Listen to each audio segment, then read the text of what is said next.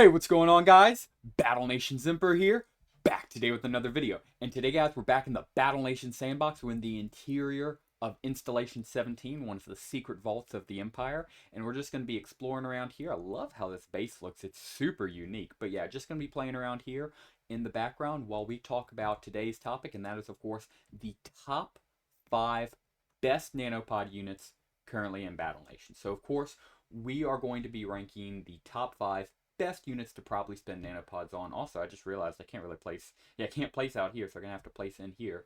So yeah, and we're going to be doing this list of spending your nanopods wisely. So of course, this isn't just going to be the strongest nanopod units, like, the top 5 strongest nanopod units in the game. More specifically, the top 5 most advantageous units to spend your nanopods on. Best to, spend your nanopods on, best to use them, that sort of deal. So with all that being said, let's jump right into today's list, starting off with, for me at least, an easy number 1, and that is, of course, our boy Heavy, or more specifically, Heavy Weapons Guy. I absolutely love this guy. He's freaking goated. I did not buy any of him in my YouTube Let's Play series, at least I haven't yet, and I probably won't, but I did buy him just like episode before last on my streaming Let's Play series. And again, if you're willing to spend some nanopods in an early game unit, which of course, most of the time you don't want to do, because obviously, you're saving your nanopods for late game stuff if you're trying to play as, long term as possible, right? But nevertheless, still, he's super freaking cool. He's super good. And out of all the units I would spend nanopods early on, yeah, I'll admit it's definitely this guy, because he's just that freaking good. He has 2 really good attacks. He has a third that is kind of mid, but the 2 really good attacks is, of course, his straight up line. He just shoots in a straight line, and then after that, he of course has his beautiful clear out, which hits both lanes, both front and back. It's basically Ramsey's attack, but better, and it's exactly what you thought you were going to get when you bought this guy, the Heavy Gunner.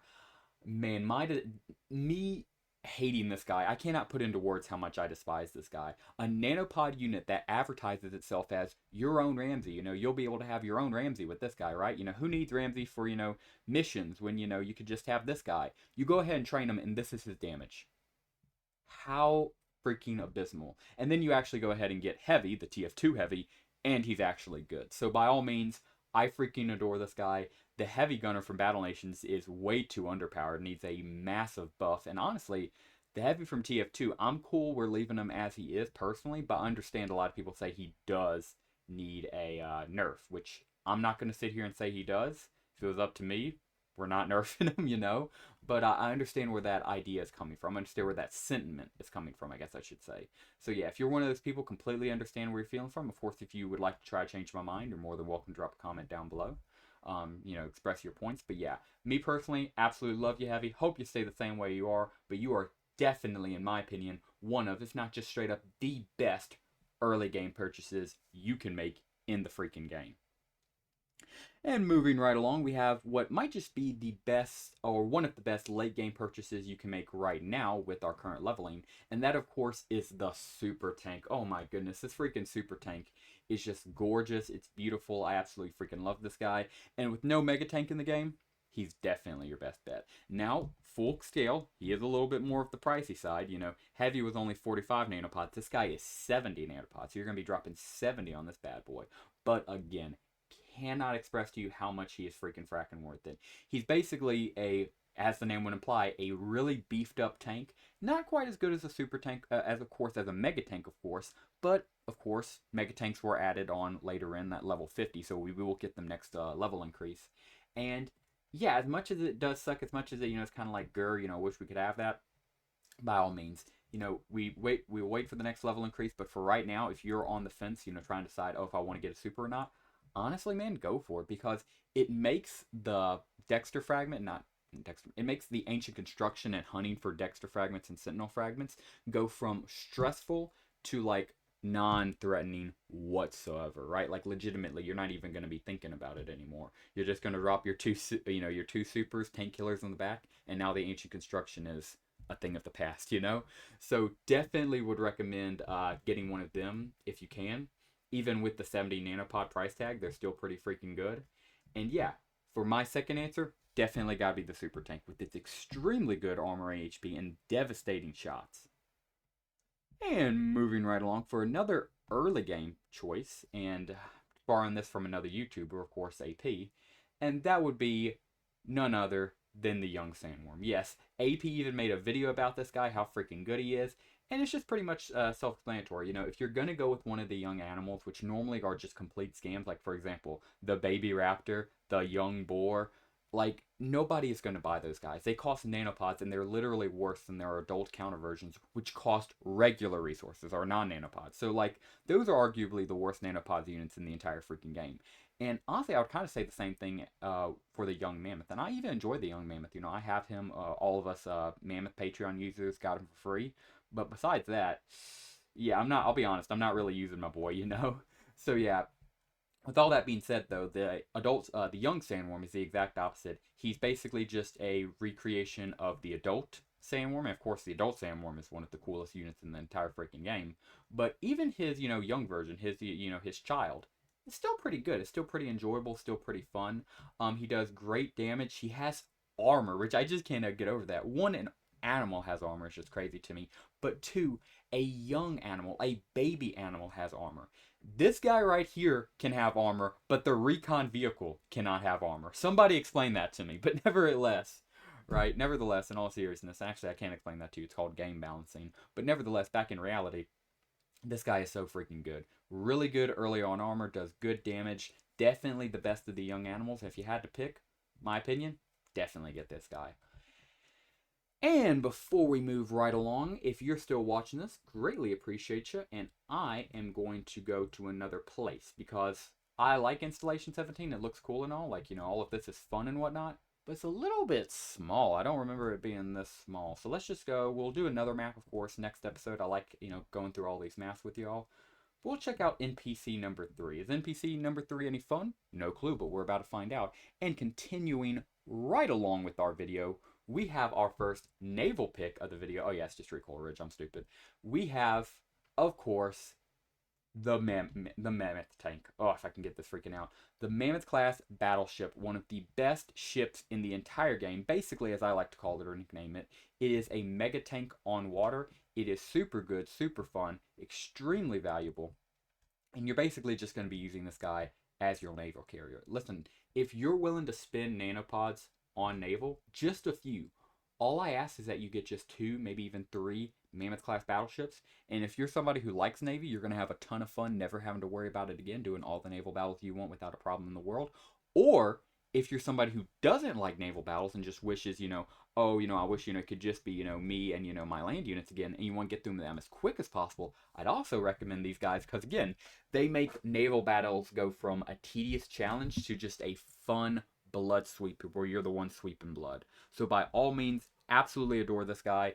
Cannot recommend him enough. And if you're going naval units, if you're looking to spend some nanopods on naval units, oh my gosh, yeah, this is your boy right here, hands down. So, with that guy out of the way, and he is my only nano unit for naval, just because I feel right now he is by far the best.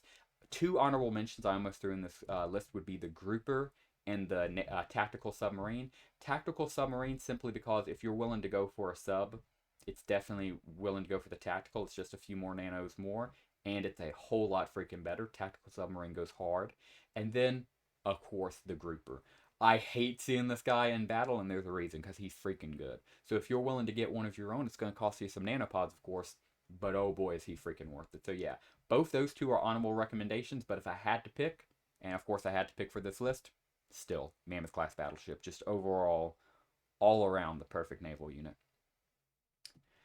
And continuing right along with our last entry for the episode, just had to make sure it was our last, we of course have none other than the good old Salamander. I mean, are you freaking kidding me? This guy's freaking goated. I love him. A lot of people have been training him to R6 recently because he's only going to get more useful. He is based off a Hellbat from StarCraft 2. Learned that from the wiki, and then another Battle Nations YouTuber recently pointed that out. Absolutely goated freaking unit. He has devastating attacks, and I will admit, despite being a little bit pricey, because he is going to run you a pretty penny, how much do you think he costs? I'll tell you, 5 more than a heavy, 50 nanopods, but in the grand scheme of things, really think about that. 50 nanopods for an extremely good unit. You know, Heavy, you could argue, carries you through the entire early mid game and then only starts to really fall off during late game, you know, current late game, right? But Salamander, bro, Salamander is like 5 more nanopods and he can carry his weight right now to the end of the game. He can carry himself to in game right now, but he'll still carry himself for a lot longer. Like he can go into level 50s, I would say even maybe into, or some of the 60s, and still be a valuable addition to your army. So absolutely love this guy right here. Beautiful freaking unit. Cannot recommend him enough. And yeah, that is why for my final pick of the video, of course, had to go with my boy Salamander. And yeah, guys, that will just about do it for today's video. Just coming through here and deleting everything in the world map. Already deleted our base, so it's kind of like a black hole just spawned. I'm deleting everything. But yeah, just wanted to have some more background in the video. Also wanted to make another nanopod video because these nanopod videos do extremely well, and I love making them, you know, just giving nanopod advice. So if you guys have a nanopod recommendation you want to see, please let me know in the comments down below, or just a general video idea you'd like to see. Please let me know in the comments down below. But yeah, guys, that would just about do it for us today. Thank you very much for watching today's video. If you're still watching this, you watched it all the way through, I greatly appreciate you. Thank you very much for watching as I try to destroy Gandis' fortress. There we go. If you enjoyed today's video, please consider dropping a like down below and subscribing to the channel if you are new. If you have any questions, suggestions, anything you want to see, again, like I said just a second ago, want to see another nanopod video, have a particular nanopod request video you want to see covered, please let me know in the comments down below. Would love to get your video made, or any suggestions you have to make these video better. Would love to hear them as well. Or you just want to talk about Battle Nations, of course, would love to just talk about Battle Nations with you. And yeah, guys, with all that being yapped about and that being said, that will do it for us, guys. Thank you so much for watching today's Battle Nations episode. And as always, have a great rest of your day. I think I wiped out everything that was living here. Oh, I think that's just the ancients, but yeah, still got to get rid of them. Yeah. Time to die. Perfect. And this little settlement right here. But yeah. Awesome.